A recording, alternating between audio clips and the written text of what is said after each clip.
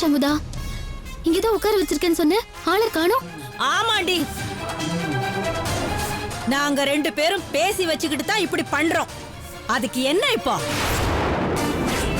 நீயும் உன் புருஷனோ இந்த வீட்டை விட்டு போற வழியை பாருங்க. அதுல பேசினவ உங்களுக்கும் எனக்கும் உடனே டிஎன்ஏ டெஸ்ட் எடுக்கணும்னு சொன்னா விஸ்வா. விஸ்வா, அந்த மிரட்டல்காரியை இப்படியே விட்டுறக்கூடாது விஸ்வா. சீக்கிரமே அவளை பிடிச்சே ஆகணும். இப்ப நான் அந்த ஆதியோட போட்டோவுக்கு எங்க விஸ்வா போவேன்? தாயே, எங்க அம்மா மனசுல என்ன பயம் இருந்தாலும் அதை போக்கிடு. அவங்கள பழைய மாதிரி எங்க எல்லார் மேலேயும் பாசமா இருக்கிற அம்மாவா திருப்பி கொடு. கரெக்ட்ண்ணே. கோயிலுக்கு போயிட்டு அப்புறமா தொழிலை ஸ்டார்ட் பண்ணுங்க. அப்பதான் அமோகமா இருக்கும். இதனால ஏகப்பட்ட பிரச்சனை வரும். அத முதல்ல புரிஞ்சுக்கோ. வந்தா வரட்டுமே, அத பத்தி எனக்கு கவலை இல்ல. ஆனா அதுக்காக உங்க குழந்தைக்கு அப்பனா வேற ஒருத்தனை என்னால சொல்ல முடியாது. ஐயோ, ஹம்சா எங்க போனான்னு தெரியலையே. அவளை கூட்டிட்டு வரேன்னு போனா மாலத்தையும் இன்னும் காணுமே. ஹம்சா எங்கேயாவது கண்ணில் பட்டாலாவது அவளை அடிச்சதுக்கு அவர்கிட்ட மன்னிப்பு கேட்டு வீட்டுக்கு கூட்டிட்டு போயிடலாமே. வேற வழி இல்ல. இதுக்கு மேலேயும் தயங்குனா நந்தினி அக்காவுக்கு சந்தேகம் வந்துடும். நம்பிக்கையோட மெயில ஓபன் பண்ணுவோம். இந்த போட்டோல இருக்கிறவர் தான் ஆதியா? எனக்கு கொஞ்சம் கூட நம்பிக்கை இல்ல அகிலா. அந்த ஆதி போட்டோவை பார்க்கணும்னு நீ சொன்ன, அவ காமிச்சிட்டா. இதுக்கு மேல என்ன? எனக்கு தெரிஞ்சு அப்படியே விட்டுற வேண்டியதான்.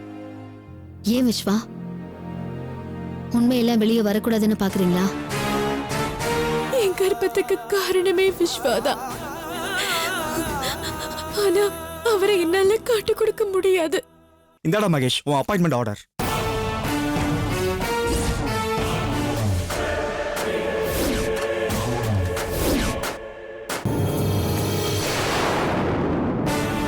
இந்த விஷயத்தை இதோட விடக்கூடாது அகிலா. நெட்ல இந்த போட்டோவை அப்லோட் பண்றோம்.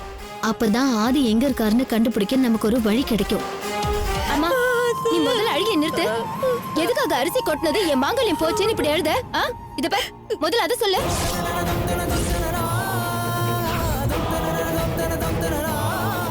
வாயை திறந்து எதுவுமே பேச மாட்டேன். உன் மனசுல இருக்கிறத சொல்ல மாட்டேன். நடம் பிடிக்கிறல்ல, இருந்துக்கோமா. நீ உன் மனச புதக்குழியாக்கி உண்மையை அதுல புதைச்சி உண்மையாவே இருந்துக்கோ. ஆனா அதை எப்படி வெளியே கொண்டு வரணும்னு எனக்கு தெரியுமா? எனக்கு தெரியும். ரேவதி, கோவப்படாம சொல்றது கேளு. அவங்க பேசுனதுனால நம்ம மனசு காயப்பட்டிருந்தாலும் அதை மறந்துட்டு போய் அவங்களுக்கு ஆறுதல் சொல்லலாம். வா விடுங்க. இது பாரு, இவளுக்கு பயந்தெல்லாம் நான் போய் நந்தினி கிட்ட உண்மையை சொல்ல வேண்டிய அவசியம் இல்ல. அதுக்கு பதிலா இவளை வாயை மூடிக்கிட்டு இதுல இருந்து வெளியில இருக்க சொல்லு. கடைசியா சொல்றேன். விஸ்வா, என்ன மகேஷ், ஆபீஸ் டைம் முடிஞ்சு எல்லாரும் வீட்டுக்கு போயிட்டு இருக்காங்க, நீங்க என்ன கிளம்பலையா? இல்ல சார், கொஞ்சம் டீடைல்ஸ் பாத்துக்கிட்டு இருக்கேன். முடிஞ்சதும் கிளம்பிடுறேன் சார். ஓகே, அப்ப நான் கிளம்பட்டுமா? சரி சார், வரேன். இத போய் போலி மருந்துன்னு சொல்றியாடா? வேணாண்டா சத்யா, மனுஷங்க உயிரோட விளையாடுற விளையாட்டு வேணாண்டா. வாசிகி ஹாஸ்பிட்டல்ல இருந்து பேசுறேன் சார். அகிலான்றவங்க அட்மிட் ஆயிருக்காங்க. என்னாச்சு? சூசைட் அட்டெம்ப்ட் பண்ணிருக்காங்க சார். ஐயோ, உங்க போலி கௌரவத்தை தூக்கி தூர போட்டுட்டு அகிலாவோட வயித்துல வளர்றது உங்க வாரிசுதாங்கிற உண்மையை நீங்க நந்தினி கிட்ட சொல்றீங்க. அவர் கையால உன் கழுத்துல தாலி ஏற யோகம் கிடைக்கும் பாரு.